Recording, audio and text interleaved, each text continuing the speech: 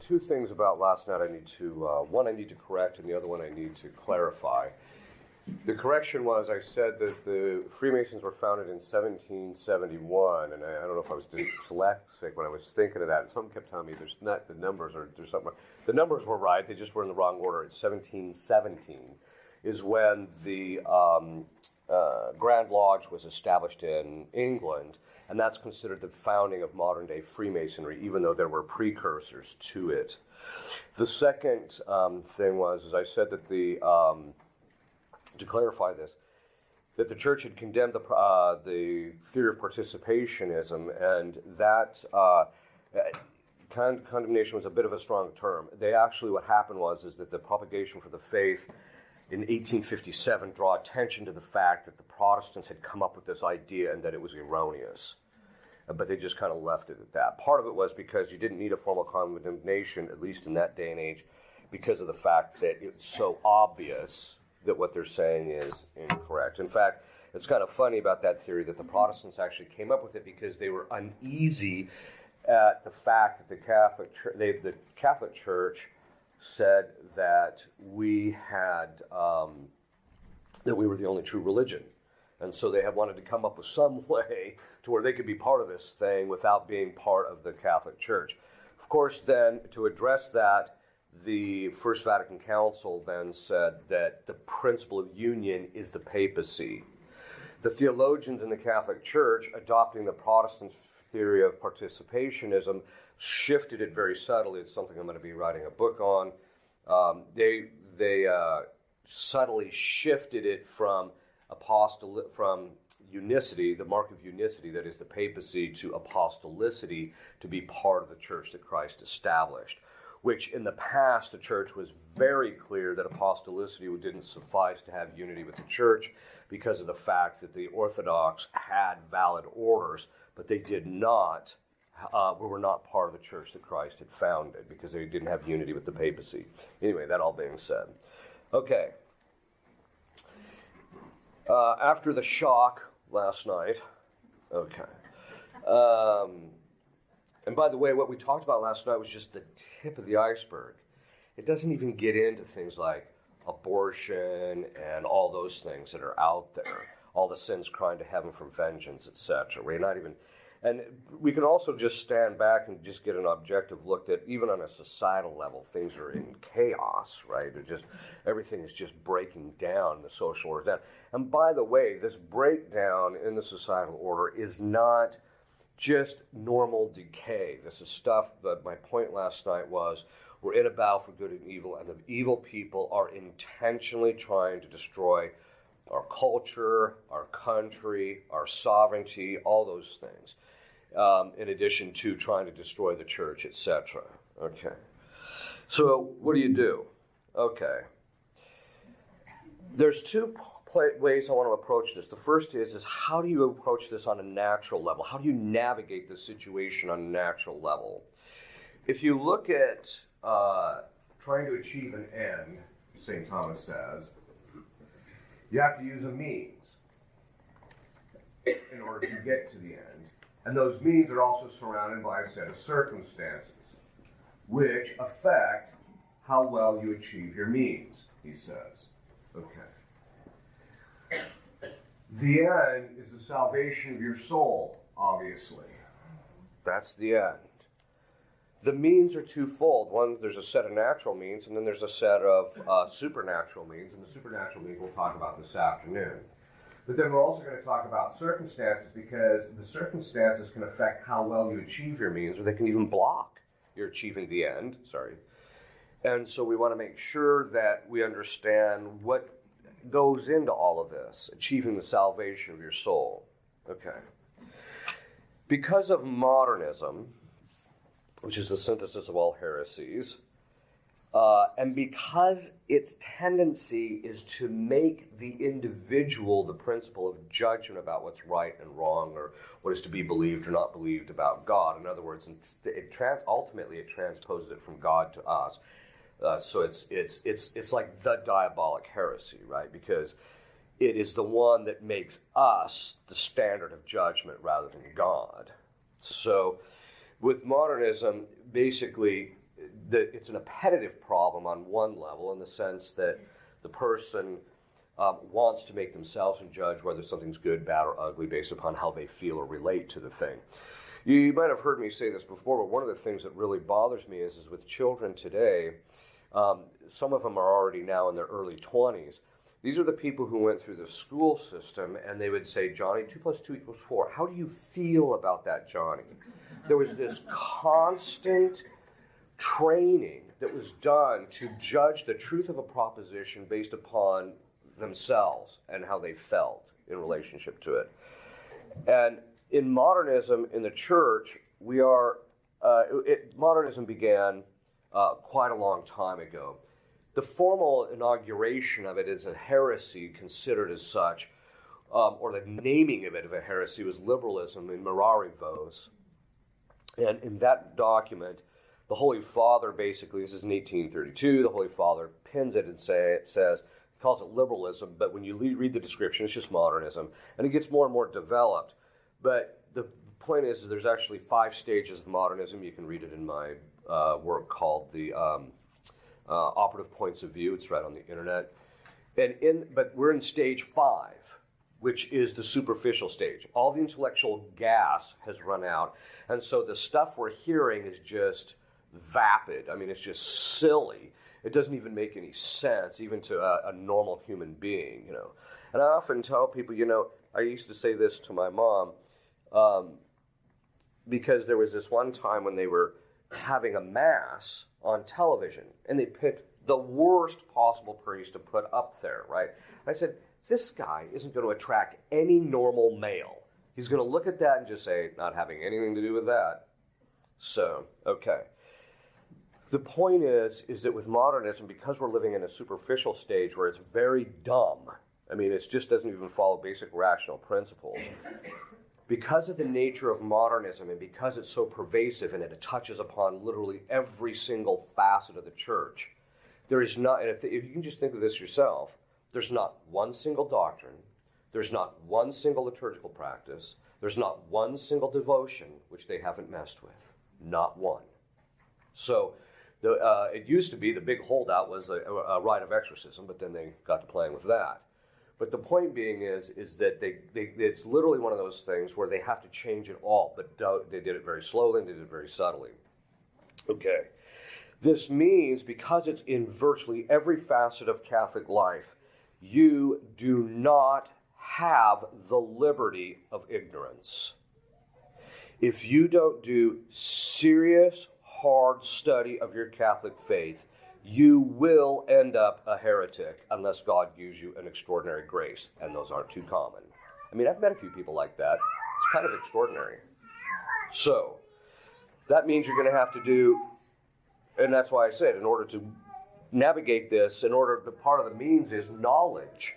Now, the knowledge is either going to come through grace, which enlightens the mind and strengthens the will, or it's going to come through serious study.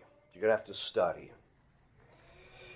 So, I often tell people, if you think you already got this extraordinary grace, you're already deluded. And I can tell you that having been a pastor and a rector of churches in the traditional movement. Every trad you talk to them thinks they've got the doctrinal world by the tail. And all you got to do is scratch a little bit and some heresy will float to the top. It doesn't take too much time. Right? So, and a lot of it is because why? A lot of the stuff in the church's teachings require great precision and knowledge of distinctions, which most trads don't know. So, for example, when you hear the debate about if a pope is a heretic, because all the saints are pretty consistent in saying that if a pope lapses into heresy, he loses his office. When you listen to that discussion, nobody's making the distinction between whether he was a heretic before, whether his election was valid or not, and if once he becomes pope, what are the distinctions and how does that work out? Nobody's even talking about that. Nobody, not even the guys that look like they actually know what they're talking about. So it's a gargantuan problem that even among the intellectuals, I'll be reading these guys who are going off and stuff, and they're touted because they got these PhDs and stuff, and there's the distinction that was all the way through the discussion, but it was very subtly talked about or just tangentially talked about, but which determines the whole discussion, and they don't have it, and so they're off on La La Land. Okay. So, the other thing is, if you really don't think that you suffer from immanence in some fashion, you're already deluded. It's part of original sin. The reason why modernism is such a pervasive heresy and it's so difficult is because of the fact that when Eve chose to eat the fruit and then Adam after her, they chose it, choosing themselves over the will of God. That stuck all of us with a form of selfishness and self-centeredness that has to be ground out in a brutal fashion over years, usually, unless God gives you a lot of grace. And so the principle already there to judge things based in light of yourself is a problem. One of the ones I get the biggest gas out of is you'll make a distinction, right? And then someone will say, well, I never heard of that. So, since when is your knowledge the standard for what's true or not, right? So, or they never taught us that. Well, so that doesn't mean anything, right? So, again, there's that tendency to want to make ourselves just out of the fault of origin. So one of the things you're going to have to really do is you have to study and presume you're ignorant. You know, one of the things that Plato said, which every philosopher and everybody afterwards that had any semblance of rationality would admit, the more you know you don't know. So, and this is something which is the recognition that you have to continue working on knowledge of the faith. The other thing is recognizing, look, there's some questions that are above your pay grade, right? So, for example, what you do with a heretical pope is above virtually everybody's pay grade in the church except for a very small handful of theologians, right?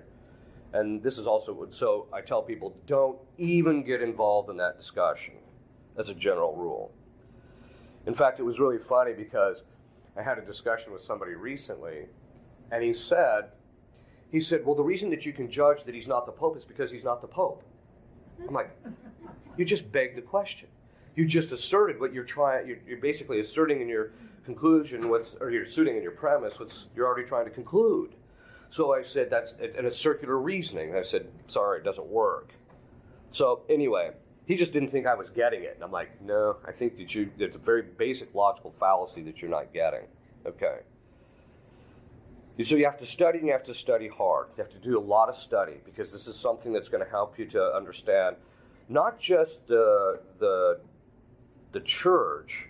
St. Thomas calls the virtue of faith, when God infuses it, the first purification of the intellect. And what that means is that it teaches us, the faith teaches us our relationship to God, the truth about our relationship with God and our relationship with the created order. And so working on the faith and things of that sort will help that tremendously. This also means that, as a general rule, I tell people, don't get involved in blogs or in forums. Because, first of all, if you pay close attention to that, in fact, it's funny because I have friends of mine that got involved in it, and I just sit there with a smile, and I said, God bless you for trying, right?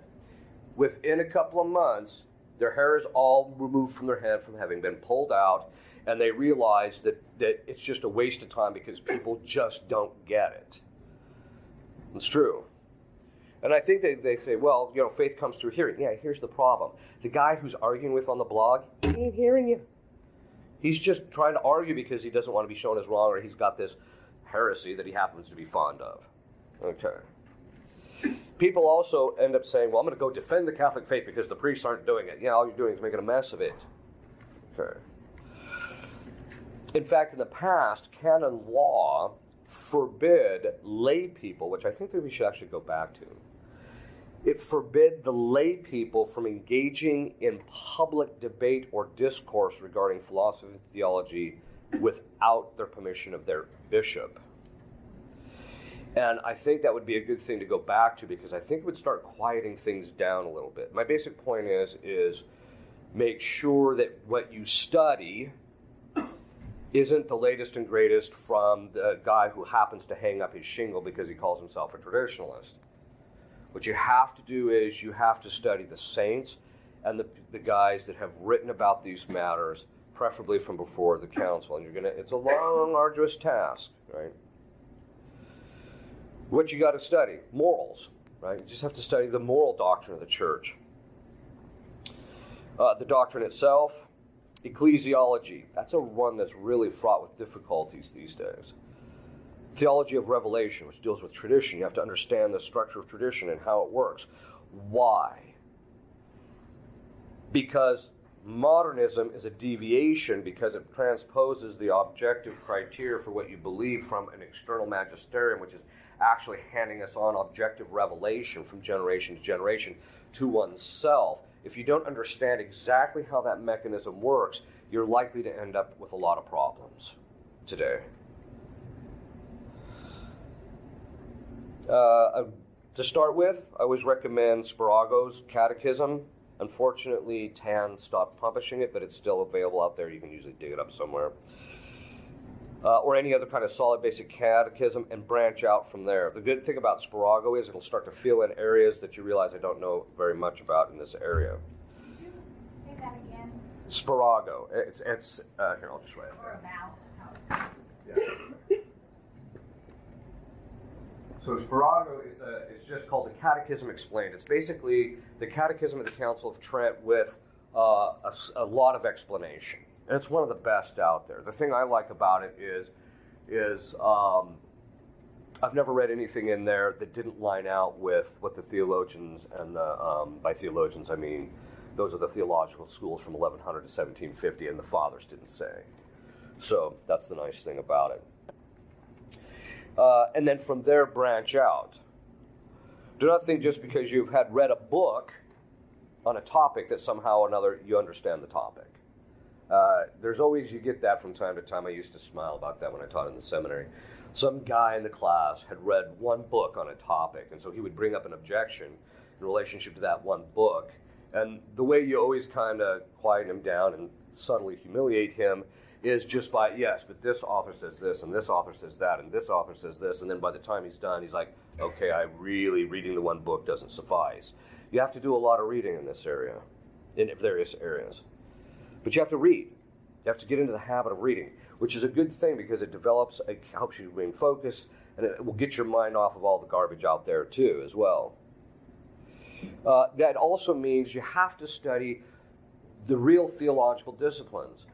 Don't sit and think that you're going to really understand Catholic theology by reading the latest and greatest about all the problems in the church. Very early on in my priesthood, I'd read like 3 or 4 of these, and I just finally got to the point like, I'm wasting my time with this stuff, because first of all, I know as much as they do about the problem, and second of all, it's usually it's usually just one little facet of the latest and greatest problem in the church. Read a lot of the papal documents. My recommendation, this would be my recommendations to start with, to get a sense of what the church is actually dealing with. There's a document, Ripperger, Libertas Praestantissimum by Leo XIII, is a really good one for understanding our country and why we have the problems we actually have. This was written, back in the 1800s. Pascendi, Dominum Gregis, but this is the document that deals with modernism. Humani Generis is a good one to start with as well. When you start reading this stuff, the clarity in church documents is astounding when you get through this stuff. It's actually kind of exciting when you read this stuff because you get a lot of knowledge about this stuff. This is where I would start, just in reading of the papal documents, and then from there you can kind of branch out. Generis, sorry. I got a D in penmanship on 4th grade. Okay. This is your goal. What you have to do is build a repertoire of knowledge regarding what the church has always taught in relationship to those things necessary for salvation. That's what you have to achieve. And then from there you can branch out. I'm going to have to edit that one out of the thing so I don't get myself in trouble. Okay. So the first thing is you've got to study. You've got to work at coming to real knowledge of this thing if you're going to navigate and actually save your soul today. It's just not enough. Okay. And it's according to your state in life, obviously. You don't neglect your duties. The next is you have to work on restructuring your family. Obviously, the attack on the family has been key in undermining the psychological and moral development of people and their spiritual development. Destruction of the masculine character, that is, the destruction of manhood, and along with it, what it means to be a father and a true husband, that destruction has resulted in a huge problem on a moral level. The fathers of the church say that it pertains to the father to confirm the moral code. So what that basically means is the mother, for all intents and purposes, it's the mother who teaches the kid, no, you can't steal. No, you can't do that. No, you can't. But it's the father's place to say, follow your mother and don't steal. This is what she's saying is right, you don't steal. It's his place to confirm it. If he doesn't confirm it, I'm sure all of you have seen this in families where the mother is doing one thing, but the father is off on la-la land, and the kids end up a basket case. Because he doesn't back up what she says. That means that men have to man up and start being fathers. So, and that means following that proper structure of him assuming that basically taking on himself the proper role of being head of the household, but in a manner which is done not for his sake, but for the sake of his wife and his children, so that he doesn't become selfish. That means women have to start working on subordination, and I think I usually encourage women to try and get out of the workforce if they can. And the reason being is because most women will be happier if they're actually at home with their children. I'm sure you've seen story after story after story. One of them that sticks out in my mind was a woman who had reached the top of a manufacturing corporation. She had become the CEO of this manufacturing corporation. It might even have been in pharmaceuticals. But she had reached this level, and she got there, and after about a year, she got irritated. She said, I was sold a bill of goods. I was told that once I reached the top and got my career and was successful, I would have this fulfillment, and I got nothing from it. I'd rather be home with my kids, thank you. So she quit the job, which was a multi-million-dollar job a year, went home and stayed with her kids, and she was happy as a clam. Why? Because God structures women that way psychologically. I've often told people that and part of this all goes back to the communist thing I was talking a little bit about last night, but a lot of it basically boils down to this. It's a bill of goods because this is the story. Swinging a sledgehammer, or digging a hole, or even putting something together, or even pushing paper in an office, is a far less noble work than forming the mind of a child. When women were basically told that their work at home was less noble or that it wasn't as good as what the guys were doing, they were completely lied to and sold a bill of goods. They're far more, to actually to be at home and to form the child is a more noble activity, frankly.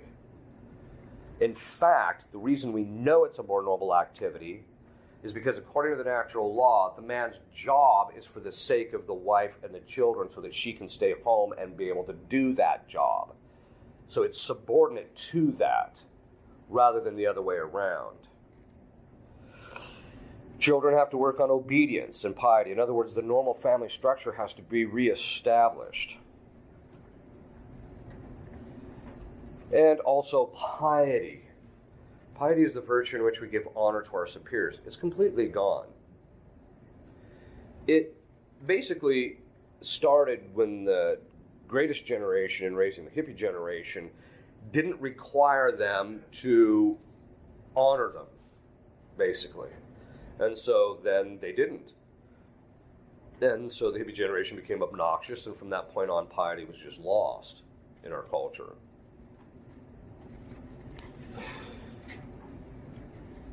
This also means that the restructuring also has to find a proper ordering in relationship to the spiritual life. Even though it's true, according to the spiritual writers, that women as a general rule are given more grace than men, the fact of the matter is it's the father's place to direct the spiritual life of the family. And the fact that most guys just lead that to their wife is absolutely abominable. And the fathers have to reassume that headship in relationship to the spiritual life, but that means he's got to be praying, he's got to be doing those things, he's got to be leading a good moral life, he's got to be working on perfection.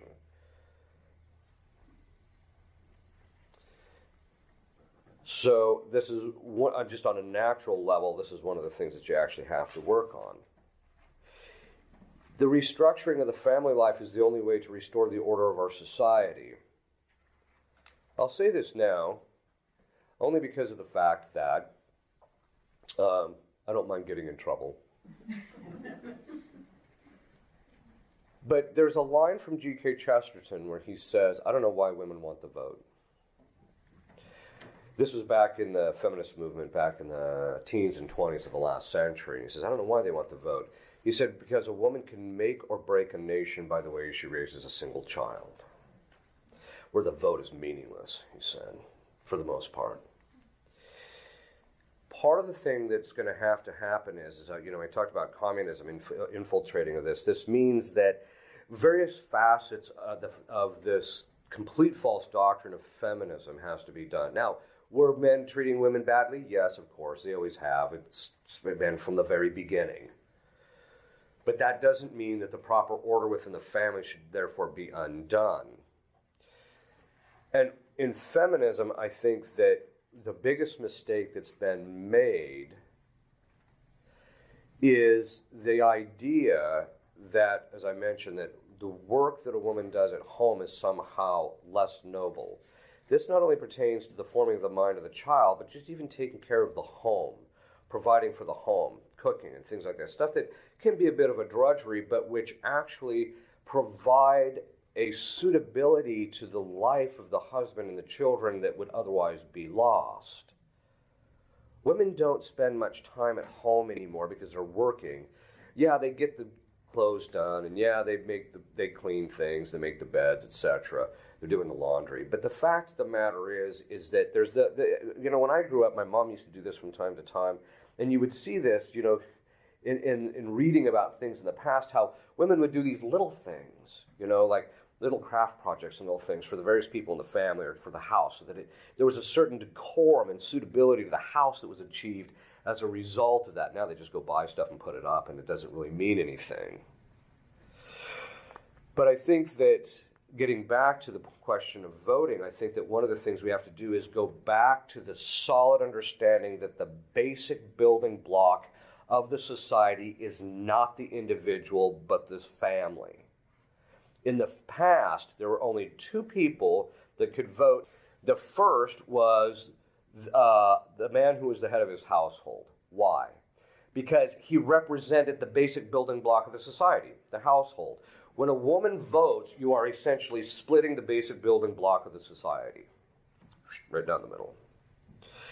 The second component of it is the other people that could vote were landowners. And the reason for that is because landowners had a vested interest in making sure that the government didn't get out of hand in regard to entitlement programs, because it was going to rob him of his productivity in the end. And so that's why those were the two people that would only vote. The other thing is, too, is I can't tell you how many times you listen to this and the wife is voting one way and the husband's voting another, and I'm like, there you go, right? There's a destruction of the unicity of the family. I think there's also with feminism, I think eventually the church is just going to have to condemn it, while at the same time upholding the upholding the perfections that are proper to feminine nature. One of the biggest mistakes, I think, about feminism is it actually degrades the perfections of feminine nature. The fact that women are more emotional for the sake of having that empathy with their children, which, by the way, I'm sure you've heard this with studies, that if a child doesn't have that proper empathy with the mother or with someone else usually, but usually the mother, then what ends up happening in the first 2 to 5 years of their life, they can end up with disaffective disorders where they can't emotionally bond with people. I think you've heard me say this. The one thing that psychologists had done the research, the one thing that all these mass murder kids that were in high school or in college went and mowed everybody down, the one thing they all had in common was daycare. So the point being is that there are the perfections of women have actually, by the feminist movement, been degraded so that they pursue these illusory things that are proper to men. I could never understand why would you want to, if you look at the punishment that God gave Adam and Eve, he said to Eve, you shall bear children and shall multiply your conceptions and you will be bear children in pain, right? Okay. So that's her punishment. So then what does she do? She wants to take on Adam's punishment, which was you have to go work in thorns and by the sweat of your brow. Why are you assuming both punishments? You already got one. You don't need another one. I could never figure that one out. Okay. But I think the real point being is hopefully, as time goes on, there will be, when all this clears, is that the proper role of women will be recognized as with its nobility based upon the perfections that are proper to women, instead of denigrating it in a manner which, denigrating it in such a manner that it's basically just female self-hatred. Women who really get involved in the feminist movement, when you watch them, in fact, I was watching this one. There was this, Hannity was interviewing this one feminist, and there was this comedian sitting next to her, and he was just pressing her buttons, just pressing them, right? You'd be happier if you just stayed at home. Of course, she was just, and the sad part of it is that everything she was saying was actually a manifestation of hatred of what it really meant to be a woman, which is sad, right? Then there's also other considerations in relationship to on a natural level. Okay, so we're entering into a stage where we could have this chastisement, right? We don't know. I mean, it could drag out or God could do something differently, but it looks like it's coming down the pike, at least from what Our Lady's talking about and the way she's talking, and it's leading up. So then people ask me, okay, well, if there's going to be this chastisement, what about prepping? Should I have a bunch of food? No, you should give it to me. No, okay. The point, so it basically boils down to this. If you remember in Scripture, Christ does the parable about the guy who builds the towers because he's going to have this thing, and Christ makes the observation of how foolish he was because that night he was going to basically die, right? The point being is what? It has to do with you have to be spiritually prepared. You can prep until the cows come home, but I am going to talk a little bit about it. But you can prep until the cows come home, but if you're not spiritually prepared for what's coming down the pike, you're going to be a mess. Doesn't matter how much prepping you do. You're not going to be able to psychologically handle it. Natural prudence, putting aside supernatural prudence, natural prudence dictates that if we look at our food supply in this country, it's very tenuous. In the average grocery store, there's somewhere between 2 to 3 days supply up to 3 weeks. That's it. And part of that is because instead of having developed a more agrarian society where people were actually producing the food more locally, we relied on shipping and trucking so that we get our food from all over the place. The problem is not much is being grown locally in most areas. Not all areas, but in most areas. I always feel sorry for the guy. If the chastisement coming, the ranchers are going to have a problem because everyone's going to be trying out there poaching their cattle. But the point being is that the food is tenuous. So natural prudence, we also see this with things like Katrina and other natural disasters. People will go a week to 2 weeks without it. And then, of course, when the natural disaster starts coming, of course, the grocery stores just get pillaged in a 24-hour period, right? So natural prudence would dictate that you should have at least some food supply. Even our federal government, who I'm not particularly fond of, itself has said, you should have a certain amount of food on hand. Even though they may, I think if I'm not mistaken, if you have more than 6 weeks, it's illegal by federal law. I think. That's something to research. But here's the thing. I tell people, I say, what do you think of that law? It's an unjust law. They can't tell you that. Right? It's like them telling you that you can't, it's the same problem with telling people that they can't develop the virtue of sobriety in their children by allowing them to drink something at home before the age of 18. Excuse me, but the parents have the natural rights to develop a proper virtue of sobriety in the child, right? So you can't say that, because what does the government do? Well, when he's 18, he's on his own. He doesn't have to listen to you. But by that time, no, but you can't let him drink until he's 18. Oh, yeah. Okay. So anyway, that being said. So you should have some basic food storage and some kind of water supply. Basic. Now, don't think that in having this, you're safe. In fact, my joke is, if you got food supply, you better also have an ammo supply. Because people are not virtuous. But death can come like a thief in the night. As I said, don't think this is going to save you or even make your life easier. Father should just do it as a basic supplying for the sake of the children and his wife. But you have to remember, to whom the effects of the chastisement extends is entirely the choice of God. Now, you can pray that you're spared the effects of it, and that's a good thing, to pray you're spared the effects of it, and your children and your relatives, etc., spared the effects of it. But it's really up to God to determine it. That's why Our Lady said in the quote I read last night that it will affect even priests and even the good priests and faithful. It's going to get all of us. So just remember, all the prepping in the world isn't going to make it any easier if God chooses otherwise. So what does this mean? It means, okay, so there's some basic things that you need to do. One, you need to start reading and become more knowledgeable about the faith in order to navigate the problems that are occurring with the church, just on a natural level. Second, you got to get your family strengthened in order so that it doesn't end up succumbing to some of the basic problems. And then just on a natural level, make sure that that you're doing those things that you can survive just basic societal collapse. Because, the only reason our society has not collapsed is because of technology. Technology is the thing that's keeping this afloat. Every other culture in the history of humanity that has gotten this disordered has never survived this long. And the only reason is because we're propping this thing up through technology, and we're propping it up by fraud. The reason we have such a phenomenal economy is because we keep propping it up with this creation of money out of thin air. Eventually you can't do it forever.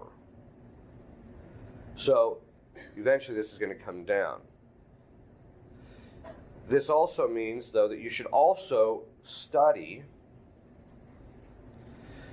You need to have a decent knowledge, not a lot. It should be according to your state in life. You should have a decent knowledge of what's really going on in the world. And I'm not talking about getting into conspiracy theories. What I'm saying is, if you honestly believe that what you're seeing on TV is the truth, I have some land in Florida I would love to sell you. Which actually I don't, of course. The point being is that the people who are evil are systematically lying and manipulating us. It's a historical fact that the government in this country began social experimentation right after World War II by doing what? There was a thing called Operation Paperclip, where they bought a bunch of these scientists from Germany over here, whitewashed their war crimes, and used them to do social engineering and restructuring in this country. Let me give you an example, a simple example. The anti-smoking laws in this country were modeled exactly after the anti-smoking laws and campaign in Nazi Germany. Very successful. Germans were great at this stuff. Okay. The point being is that, it's a good idea to be knowledgeable